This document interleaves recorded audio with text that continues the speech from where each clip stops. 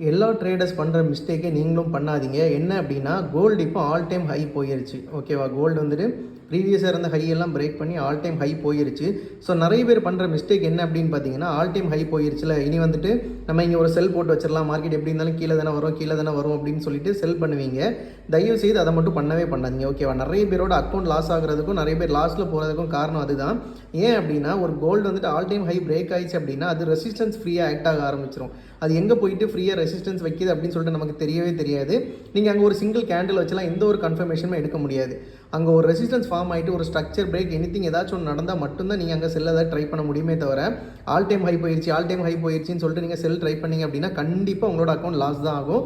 So இது வந்துட்டு நான் என்னோட அனுபவத்தில் நிறைய இடத்துல பார்த்துட்டேன். ஸோ தயவுசெய்து நீங்கள் என்ன பண்ணுறீங்க அப்படின்னா, ஆல் டைம் ஹை போயிடுச்சின்னு சொல்லிட்டு செல் ட்ரை பண்ணுறதெல்லாம் ஸ்டாப் பண்ணுங்கள். ஓகேவா? ஸோ ரீசெண்டாக நிறைய பேர் இந்த மாதிரி தான் எங்கிட்ட கால் பண்ணி கேட்டாங்க, அப்புறம் ஆல் டைம் ஹை போயிடுச்சுல செல் பண்ணிடட்டா அப்படின்னு சொல்லிட்டு. ஆல் டைம் ஹை போயிடுச்சு அப்படிங்கிறதுக்காக செல் பண்ணக்கூடாது. ஏதாச்சும் ஒரு ஸ்ட்ரக்சர் ஃபார்ம் ஆகி பிஓஎஸோ சிஎம்எஸோ ஏதாச்சும் ஒன்று வந்துச்சுன்னா மட்டும்தான் நம்ம அங்கே செல் ட்ரை பண்ணணும்.